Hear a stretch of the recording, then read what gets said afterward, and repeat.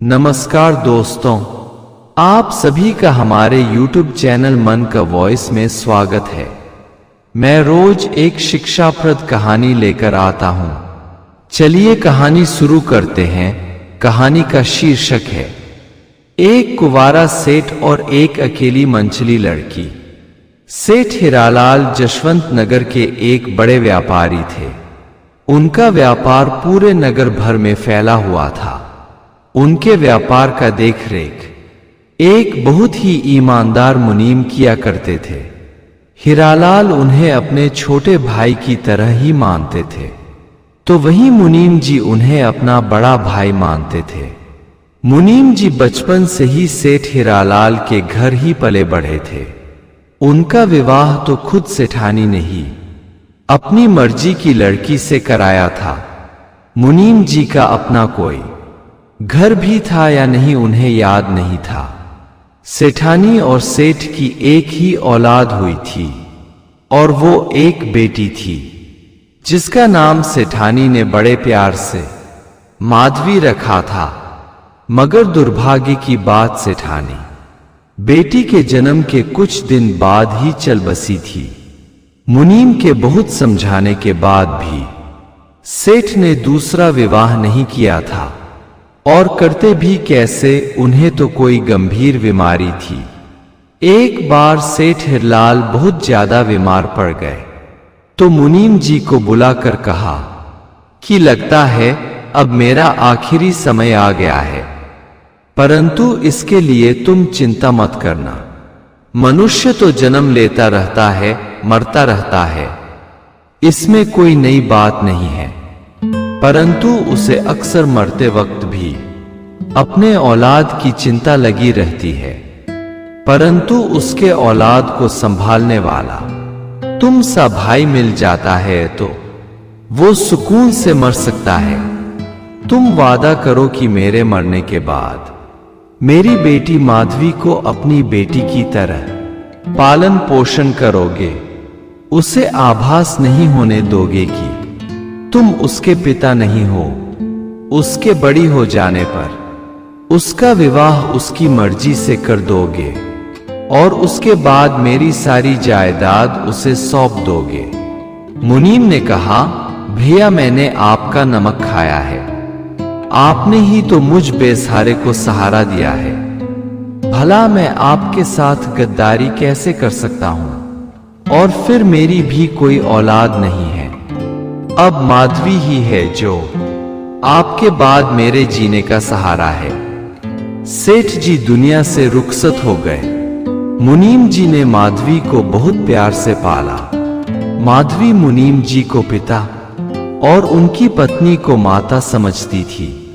उसे तो अपने माता पिता की मृत्यु का ख्याल ही नहीं था, और मुनीम जी ने भी उससे कभी नहीं बताया कि तुम मेरी बेटी नहीं ही हो, मैं तो सिर्फ तुम्हारा पालन करता हूं। माधवी धीरे धीरे सयानी हो चली। मुनीम जी के प्यार ने उससे आवश्यकता से ज्यादा बिगाड़ दिया था। वह बहुत जिद्दी और नटखट हो गई थी।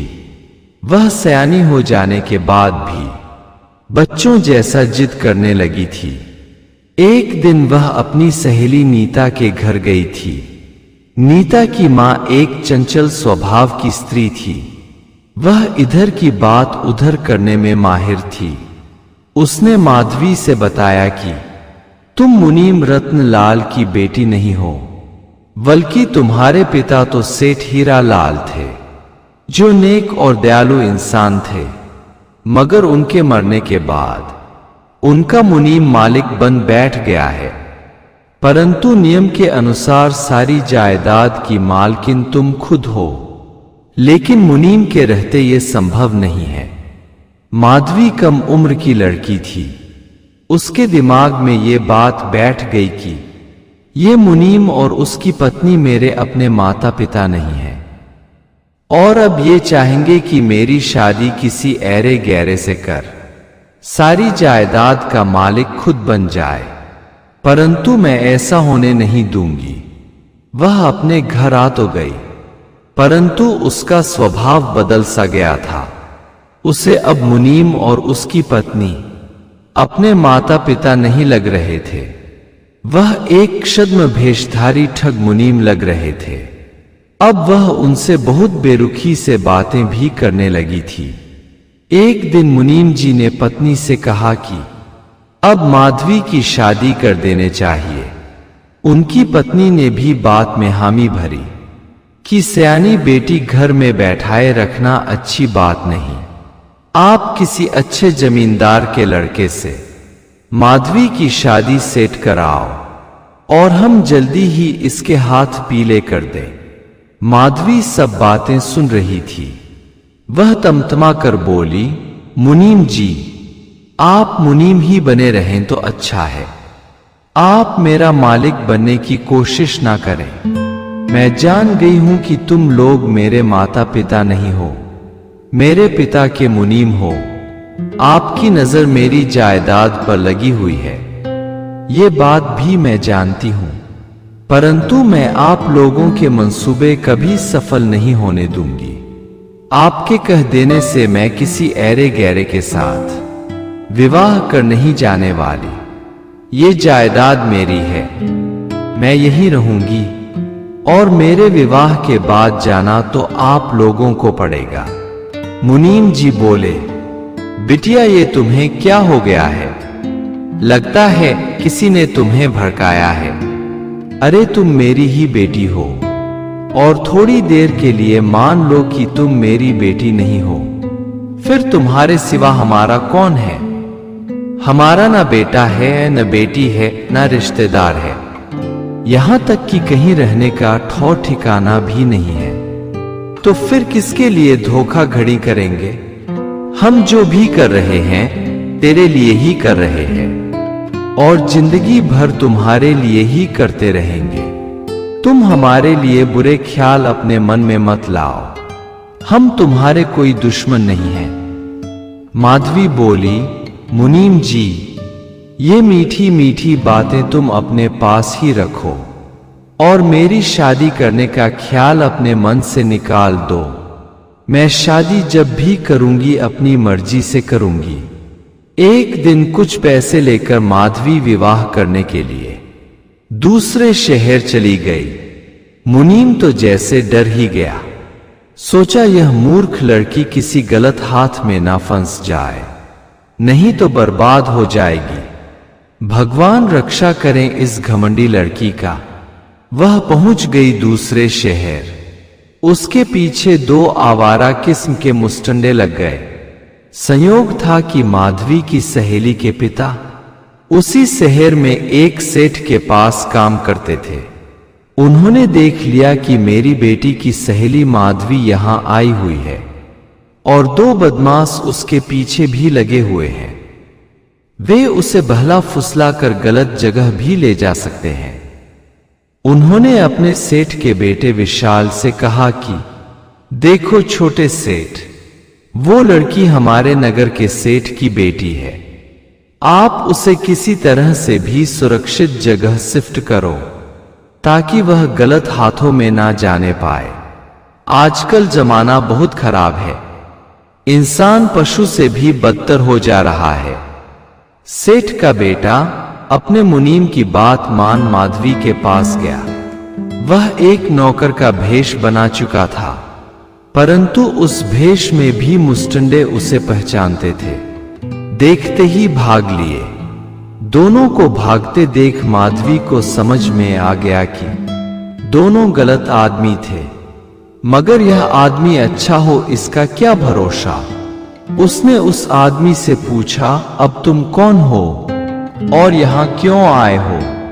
तब विशाल बोला, मैं सेठ बनवारी लाल का नौकर हूं और आपकी मदद के लिए आया हूं। अगर मदद चाहिए तो ठीक, वरना जय राम जी की।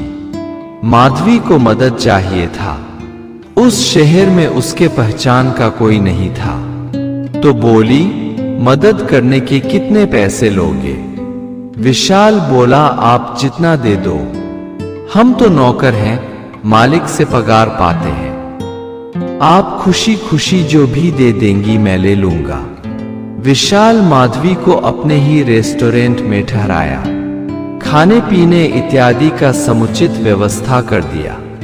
1 हफ्ते तक खूब मजे से रही, परंतु उसे एक चिंता खाए जा रही थी कि वह तो मुनीम से कहकर निकली है कि शादी करने जा रही हूं, परंतु इस अनजान शहर में किससे शादी कर लूं?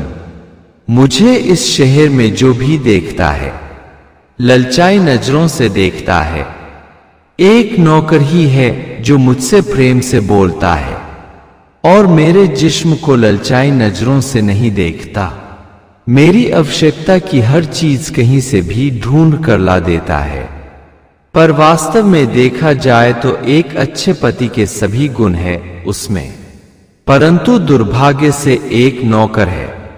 जब विशाल सुबह में माधवी को नाश्ता लेकर आया तो माधवी ने उससे अपने दिल की बात कह दी। उससे बताई कि मैं घर से तो विवाह करने निकली थी, परंतु बाद में मुझे ख्याल आया कि किसी अनजाने से विवाह एक पागलपन होगा, परंतु बिना विवाह किए घर लौटी तो मुझे अपनी सहेलियों और घर वालों के सामने अपमानित होना पड़ेगा। तुम कोई चक्कर चलाओ ना, या कोई उपाय बताओ। तब विशाल बोला, आप किसी से 1 माह के लिए टेम्परोरी शादी कर लो। माधवी बोली, ये क्या बकवास करते हो, कहीं ऐसा होता है? विशाल बोला, जी मैडम ऐसा होता है, और सिर्फ दिखाने के लिए ऐसा होता है। उस शादी में पति पत्नी का मिलन नहीं होता। वैसे मैं एक नौकर हूं, मेरे पास जितना अक्ल है उतना बता दिया। आप बड़े घर की बेटी हो, आप मुझसे समझदार भी हो। विशाल के चले जाने पर माधवी सोचने लगी कि नौकर ठीक कह रहा है, मुझे इसी नौकर से टेम्परेरी विवाह कर लेने चाहिए। शाम को जब विशाल आया तो माधवी ने उससे कहा कि तुम मुझसे टेम्परेरी विवाह 1 माह के लिए कर लो। विशाल बोला, भला मैं नौकर ठहरा और आप बड़े घर की बेटी, ये टेम्परेरी विवाह भी जचेगा नहीं। माधवी बोली कि मेरी जैसी हसीन लड़की तुम्हें शादी की ऑफर दे रही है और तुम भाव खा रहे हो। तुरंत तैयार हो जाओ, कल वापस मेरे साथ मेरा पति बनकर तुम्हें मेरे घर चलना है। हाँ, 1 माह के इस काम के कितने पैसे लोगे? विशाल बोला, यही कोई 20,000 दे देना। दोनों सुबह अपने शहर जशवंत नगर आ गए। मुनीम जी खुश हुए कि चलो जैसे भी हो माधवी ने विवाह कर लिया, और लड़का भी बहुत भोला भला है और मेरा तो जाना पहचाना है। मगर एक दिन रात में मुनीम जी ने देखा कि लड़का घर से बाहर सोया हुआ है और माधवी घर के अंदर सोई है। मुनीम जी ने बहुत दुनिया देखी थी, उसे समझते देर नहीं लगी कि यहां भी माधवी सबकी आंखों में धूल झोंक रही है। मूर्ख लड़की को यह भी नहीं पता कि ऐसा लड़का भूंडे से भी नहीं मिलेगा। इस तरह 30 दिन पूरे हुए। विशाल माधवी से मुक्त हो अपने शहर जाने को तैयार हुआ। माधवी ने कहा, तुम जितनी जल्दी हो यहां से निकल जाओ। मैंने अपनी सहेलियों से बता दिया है कि मेरे पति बहुत बड़े सेठ हैं। अभी तक किसी को खबर नहीं हुई है कि तुम एक मामूली नौकर हो। तभी मुनीम जी ने बताया कि बिटिया, जिसे तुम नौकर समझने की भूल कर रही हो और बलात् भगा रही हो, वह कोई नौकर नहीं है, बल्कि रामनगर के सेठ बनवारी लाल के पुत्र विशाल है, और इनकी हैसियत कहीं हमसे ज्यादा है। मैं इनसे और इनके पिता से कई बार मिल चुका हूं। तुम्हारी शादी की बात मैंने इन्हीं से चलाई थी, परंतु तुमने इनकार कर दिया। फिर तुमने इनके साथ नाटक किया, तो तुम्हें परखने के लिए इन्होंने भी तुम्हारे साथ नाटक किया। तुमने इन्हें अपने घर से बाहर चटाई पर सुलाया, इन्हें ठीक से खाने को भी नहीं दिया, एक नौकर जैसा व्यवहार किया। अब ये जा रहे हैं, तुम रोक सको तो उन्हें रोक लो। माधवी के तो जैसे पैर तले की जमीन ही खिसक गई। मुनीम जी उसे फिर से अपने पिता नजर आने लगे। वह मुनीम जी से बोली, पिताजी मुझे माफ कर दो, मैंने आपको गलत समझ लिया था। आप मेरे पिता हो और मरते दम तक मेरे साथ ही रहोगे। अब विशाल को रोकना और मेरा विवाह कराना आपका काम है। पिता ही अपनी पुत्रियों का कन्यादान करते हैं। मुनीम जी ने विशाल से कहा, बेटे इसे माफ कर दो और इसके साथ अपना घर बसाओ। विशाल बोला, चाचा जी मैं 1 माह से अधिक समय तक माधवी के साथ इसे रास्ते पर लाने की कोशिश कर रहा हूं। अब आपके प्रयास से सफलता मिली है। इस प्रकार मुनीम जी ने बहुत धूमधाम से दोनों का विवाह करा दिया।